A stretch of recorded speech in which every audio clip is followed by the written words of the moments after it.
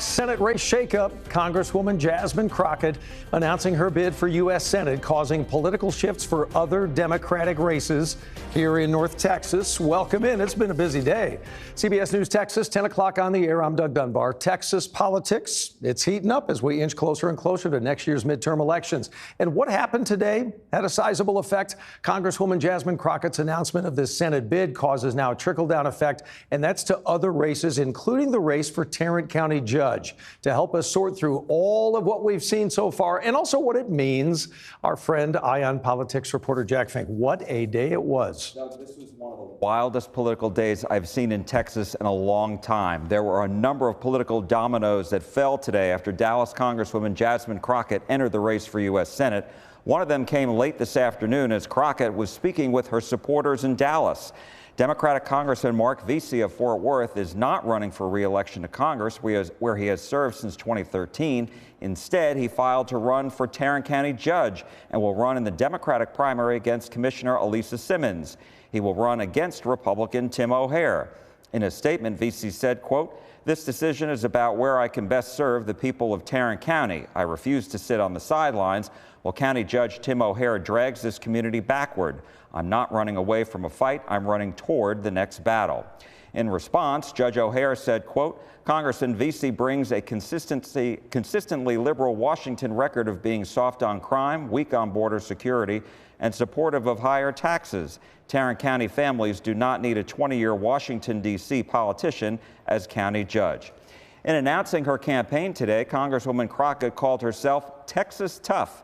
That's her campaign slogan. She criticized President Trump and blasted incumbent Senator John Cornyn for not standing up to the president. Cornyn is facing a serious challenge from Attorney General Ken Paxton, who Democrats believe will win the GOP primary. Houston Congressman Wesley Hunt is the third Republican running for the seat. Crockett did not mention their names. The two-term Congresswoman and former state representative from Dallas spoke before hundreds of supporters today.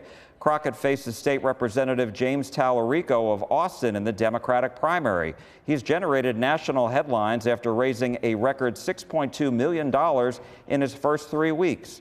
Crockett had said she would only run for Senate if polling showed that she would win not only the Democratic primary, but also the general election.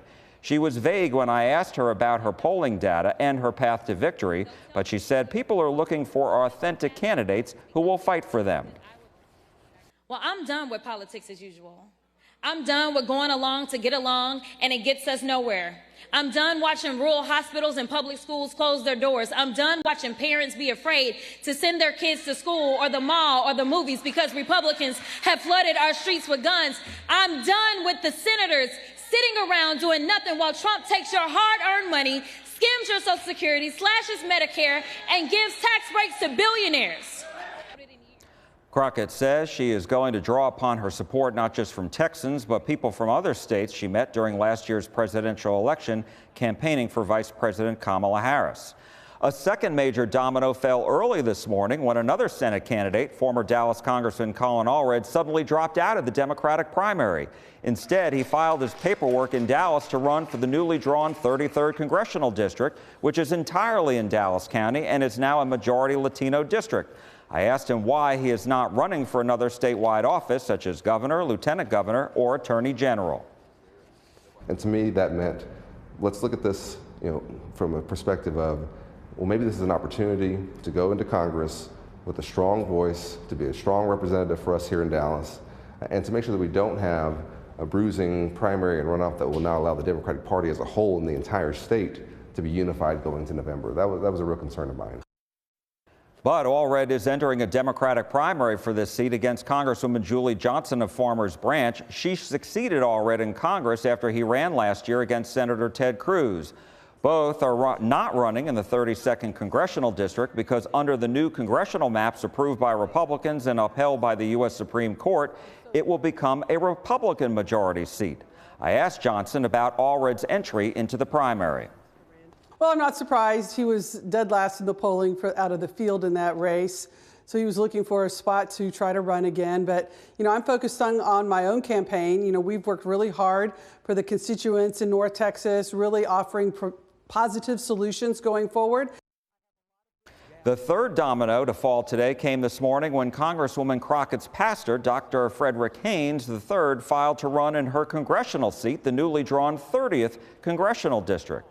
The primary will not only be one to watch for Republicans, but Democrats, who for the first time in 30 years have candidates in all the major statewide races and for state representative and state senate as well. Doug? Jack Fink, your day began with us before the sun came up, and here you are at 10:05 at night. Thank you for one long day with a lot of clarity for us. We appreciate it. As the campaign season kicks off, some key dates that you should know. The primary is Tuesday. That'll be March the 3rd, and then the runoff for the primary elections is more than 2 months later. That'll be on May 26th. General Election Day happens Tuesday, November 3rd next year. Depend on Jack and the rest of the team as we get you ready for the 2026 midterms with coverage all the time, on air and online and on the CBS News app. Anytime on the app, just look us up under the Texas section.